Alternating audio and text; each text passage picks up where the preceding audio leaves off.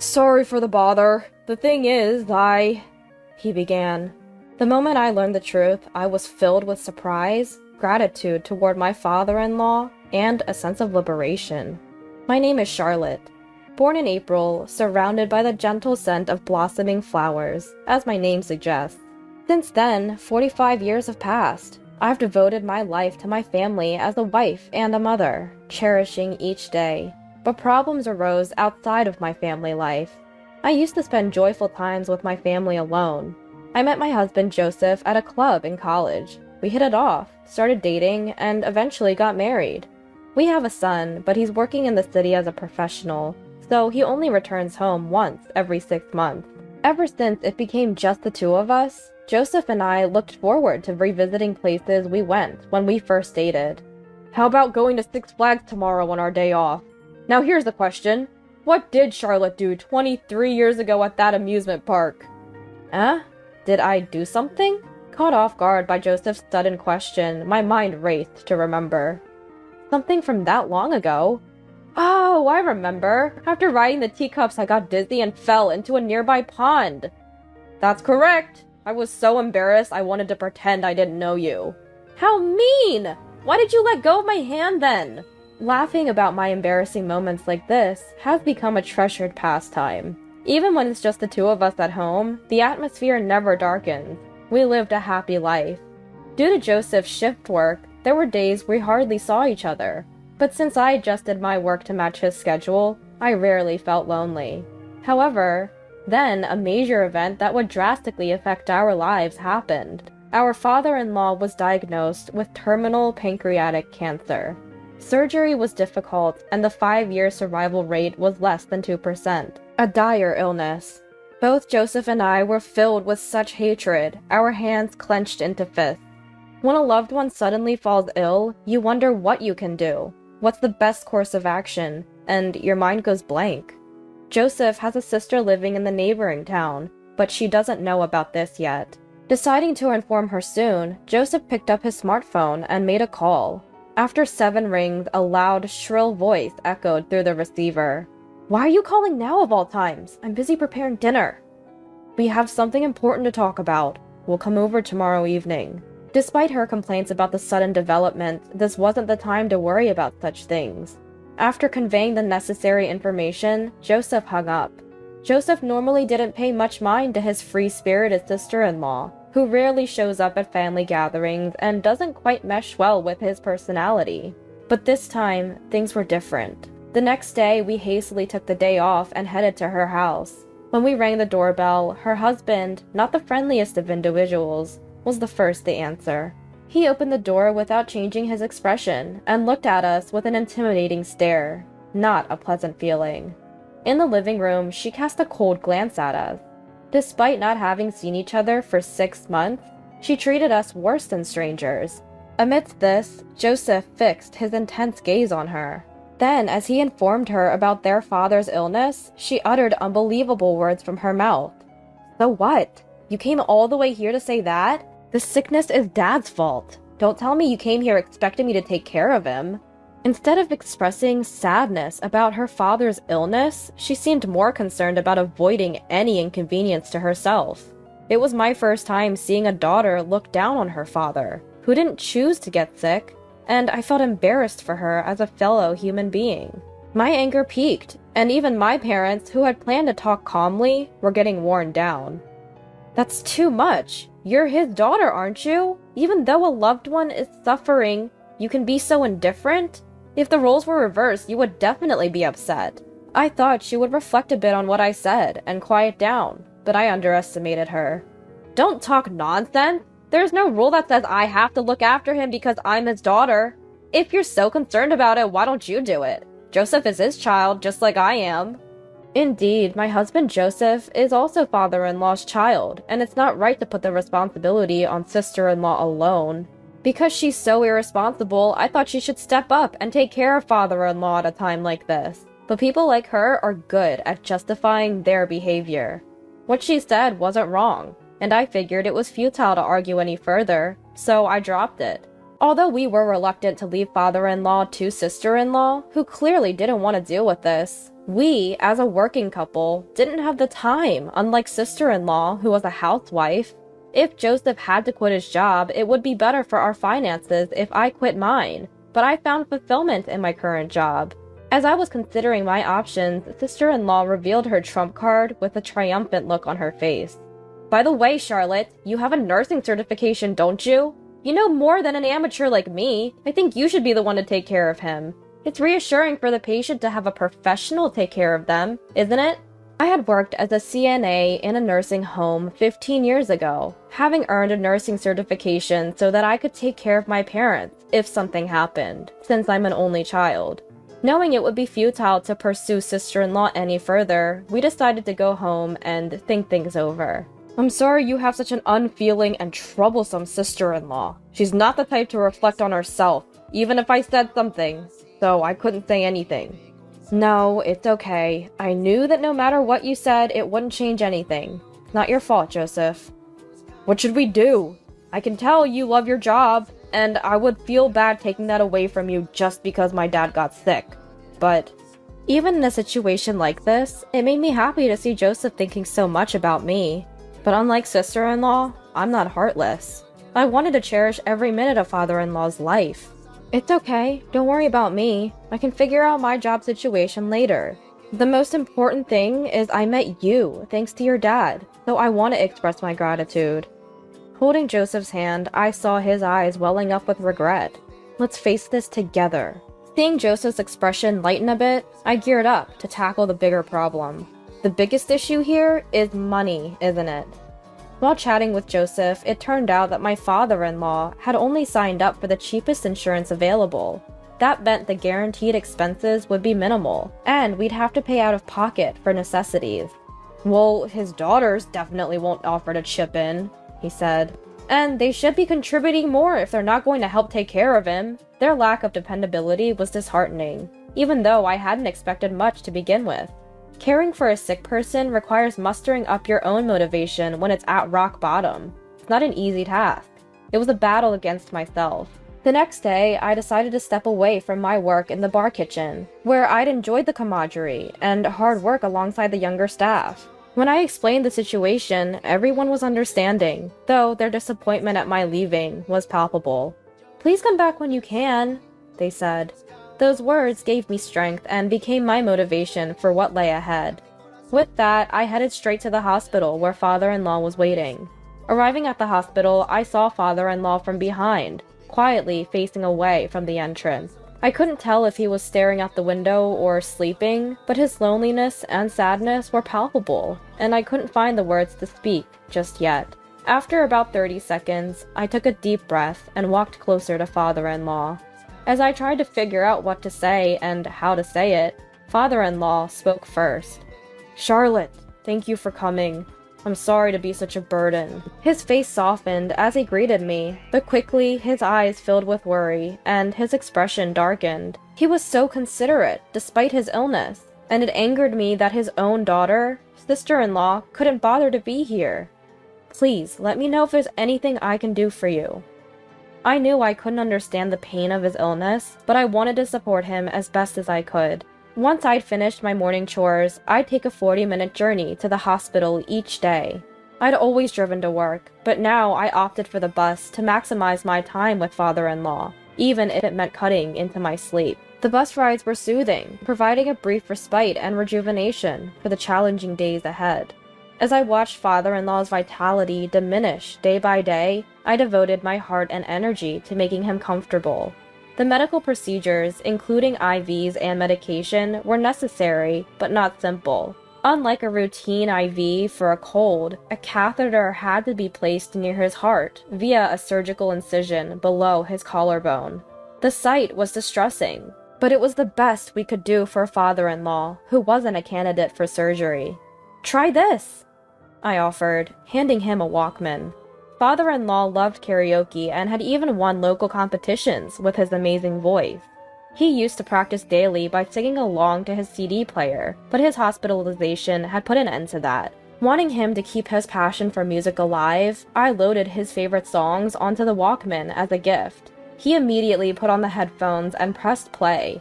His face instantly brightened. "I thought I wouldn't be able to listen to music anymore. Thank you so much. Now I have to win another karaoke competition when I get discharged." Seeing father-in-law smile, I felt a bit relieved. Even amidst the unfamiliar hospital atmosphere and daily tough treatments, father-in-law never complained. In fact, he was more worried about me. "Sorry for causing you trouble and expenses. I wish we had traveled more with you and Joseph. I've always wanted to go to that place." Then he took out his mobile phone and showed me a picture. There, countless lavender flowers were blooming in all directions. "Wow, that's beautiful. This place used to be nothing but fields, but after urban development, it turned into such a beautiful spot. This flower is my favorite." Seeing father-in-law's eyes sparkling, I wanted him to get better even more urgently. From then on, I decided to stop by a florist before going to the hospital for father-in-law, who loved flowers. "After you left, I felt lonely, but having flowers around changes things. I found myself talking to the flowers, and the nurses looked at me like I was strange." We had a good laugh over this. 2 weeks later, a feeding tube was attached to father-in-law, who had been eating normally until then. You could visibly see his body turning more yellow. His voice, calling my name, lost its energy. I had to suppress my fear and act strong, which was tough. I hadn't expected him to become bedridden in just 2 weeks after the cancer diagnosis. I was painfully aware of the dreadfulness of the disease. I wanted to say, "Stay strong, Dad," but I knew he would be the most frustrated. He probably didn't want to admit that he was weak, and would be blaming his body for not listening to him. His smile, showing strength at times, was a saving grace for me. I would often excuse myself to the restroom, unable to hold back my tears. I'd wash my face with cold water to cool my flushed face, and then return to his room. Joseph also spent some quality father-son time with him, during his breaks or on his days off. I would enjoy some quiet time alone at a cafe in the hospital during those moments. Father-in-law, who was always kind to me, seemed even happier when talking with his son. So I decided to give them as much time together as possible. An hour later, when I returned to the room, the two were discussing insurance money. "I want my modest insurance money to go to Charlotte, who's taking great care of me," father-in-law said, turning towards me. He had changed the beneficiary to ensure that I would get the money in case something happened to him. That's when the hospital room door flung open with a bang, and sister-in-law stormed in, hurling abuse. "I heard your conversation. Why did you change the beneficiary to her? It used to be me. Change it back immediately, or I'll spread the word that you're the worst father ever." Both Joseph and I couldn't believe the childish words she was saying. However, to our surprise, father-in-law defended sister-in-law. "All right, I got it. If you feel so strongly about it, I'll change the beneficiary back to you. But in return, promise me you'll stop saying hurtful things to Charlotte. She's the wife of my beloved son, Joseph. I won't tolerate her getting hurt, no matter what happens." Perhaps sister-in-law really loved money, to the point of obsessing over it. It wouldn't be an exaggeration to say that's all she thought about. Once the father-in-law said that, the sister-in-law nodded quietly and left the hospital room. I wanted to follow her out of disbelief, but was stopped by my husband and the father-in-law. So I reluctantly sat down on a chair in the room. However, I couldn't help but notice something off about their behaviors, leaving me with a big question mark floating in my mind. "Hey, why are you guys laughing?" In response to my question, my father-in-law began to explain the truth between chuckles. "That silly girl really believed all my assets were tied up in insurance and went home. Your plan worked well, Dad." Then my father-in-law took out 3 bank cards from a locked drawer and handed them to me. He told me they held a fortune beyond my wildest imagination, which left me speechless with surprise. I knew the father-in-law was wealthy, but a new question popped up in my mind. Why was he only enrolled in a single minimal insurance plan? However, it was a decent plan that would give him $10 million in the event of his death. "All my assets are on these cards. I know I don't have much time left, so I want you two to use it. I'm sorry for all the expenses I put you through, with my hospital bills, flowers and clothes. No. The money we spent isn't a big deal at all. We can't accept such a huge sum. It would feel like a punishment. Just take it as a token of gratitude for taking care of me. And remember, keep this a secret from her. It seemed that just like us, the father-in-law didn't think highly of the sister-in-law due to her selfish behavior and lack of family consideration. That's why we had decided to leave her only the bare minimum if anything happened to him. Won't you accept my offer? Faced with their earnest gazes, I found it hard to refuse. I felt guilty, but agreed, nonetheless. 2 weeks later, in accordance with the father-in-law's wish to spend his remaining time in a more home-like environment, receiving palliative care, we moved him to a hospice. We contacted the sister-in-law just in case, but her only response was a curt, "Good for you." It was truly an eye-rolling moment. Despite the sister-in-law's absence, the warm conversation between the three of us continued. "I'm sorry for causing you trouble with my secret, but there's one more thing. Did you know my father was Martino Aaron?" "What? You mean the famous singer? I've seen him on the hit nostalgia song show." "Are you serious? That's news to me." This was big news. Even Joseph didn't know. Apparently, it was not public knowledge that the father-in-law was Martino Aaron's son. He was a secret child, and because Martino Aaron was a public figure, it was kept under wraps. However, Martino Aaron apparently doted on the father-in-law behind the scenes and shared his wealth with him before he passed away. "When I'm gone, go here." Saying that, the father-in-law handed us a piece of paper. It only had an address written on it, and we had no idea what it was about. He kept evading our questions for more details. A month later, after living his final days at the hospice, the father-in-law peacefully passed away. "Father-in-law!" I sobbed, calling for him one more time, but there was no answer. Gratitude welled up in me for how he had always treated me like his own daughter, and tears streamed down my face like a waterfall. As we stood by father-in-law's side, leaning on Joseph for support, we watched the doctor and nurses do their work. At the funeral, sister-in-law arrived and began crying loudly. A stark contrast to the attitude she had shown us previously. She was talking to the attendees as though she cared deeply for her father. I wanted to tell everyone that all sister-in-law wanted was money, but doing so wouldn't make father-in-law happy. So I decided to think of sister-in-law as a stranger, which somewhat eased my mind. Of course, after the funeral, sister-in-law didn't interfere with us, and we didn't bother with her either. A week after father-in-law's passing, Joseph and I headed to the location written on the piece of paper father-in-law had given us. The sight that met us was astonishing. "What is this?" Both Joseph's and my voices overlapped. Before us stood an enormous, opulent mansion like nothing we'd ever seen before. Unsure of how to proceed, we decided to walk around the vast gardens first. A woman emerged from the house, and I was so surprised I fell backwards.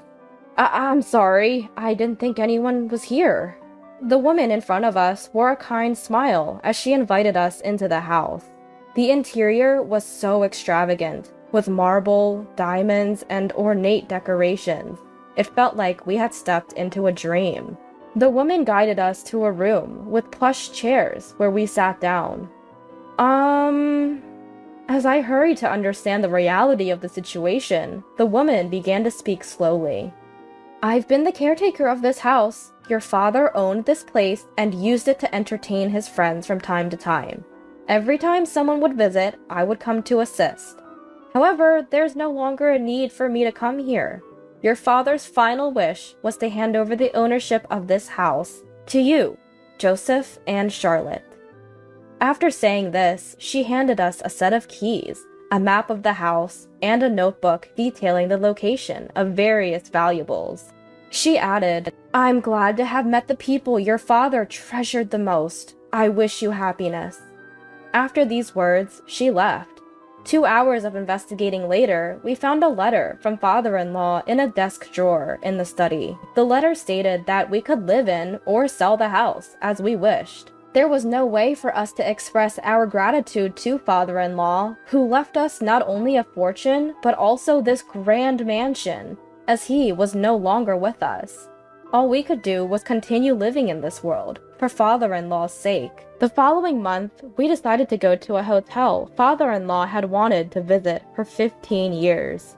On our way, we played father-in-law's favorite music and spoke to a photo of him. "Father-in-law, we're finally going on a trip together. Let's have a blast today," I said. Suddenly, a leaf fell and stuck to our car window, shaking lightly. It felt like father-in-law had answered us, which made me happy. 3 hours later, we arrived at the historic hotel father-in-law had spoken of, nestled in a quiet spot surrounded by peaceful nature. Photos of several past presidents adorned the walls of the hotel, signifying its recognition and importance. After we were shown to our spacious room, we sat down on the sofa, savoring the welcome drinks and fresh fruits. "It's been a while since we've been able to enjoy a leisurely trip like this." "Yeah, well, Dad's with us today." It had been a long time since Joseph and I had shared a look, and I couldn't help but feel a bit embarrassed. After enjoying the spa and exploring the hotel, it was finally time for the meal we were looking forward to. Since we had ordered meals for 3, the room service staff who brought it to our room was quite surprised. When we explained the situation, they nodded in understanding, with a kind smile. After talking about my father-in-law for a while, they even offered us a bottle of wine on the house. This is delicious! Just what Dad would say," I mused. Being an infrequent drinker, I got tipsy that day, until my memory blurred. However, my husband Joseph, who was good with alcohol, remembered my actions and told me about them the next morning. "Last night, you kept stroking Dad's picture and saying, 'I love you.' I can count on one hand the number of times you've said that to me. I was a bit envious of Dad," he said, laughing. We shared this humorous anecdote as we drove along a different route than the day before. "Oh, here!" There, lavender was blooming as far as the eye could see. There was no mistake. This was the place my father-in-law had shown us in the photo. Embraced by the gentleness of the lavender color, I felt invigorated, not just entrapped in sadness, but eager to face forward. Dad told me once that Mom used to gaze at the lavender a lot before she passed away. Realizing that my father-in-law had brought us here out of love for his wife touched my heart deeply. Since then, we've started bringing lavender to the grave. The lavender has become a precious flower for our family, warming our hearts and bodies. Once we returned to our normal lives, we started spending our weekends in the luxurious house my father-in-law left us. Thanks to this, every week felt like a vacation. My love for Joseph deepened, and my gratitude to my father-in-law overflowed. I can't count how many times I wet my clothes with tears of joy. Fast forward a month later. It was a weekday around 7 p.m. After Joseph came home and took a bath, I was preparing dinner when the doorbell rang. When I checked the monitor, I saw my sister-in-law. She rarely comes to our house. I wanted to pretend we weren't home, but with Joseph's car in the driveway and the lights on, that wasn't possible. As I was hesitating, the impatient sister-in-law began to pound on the door.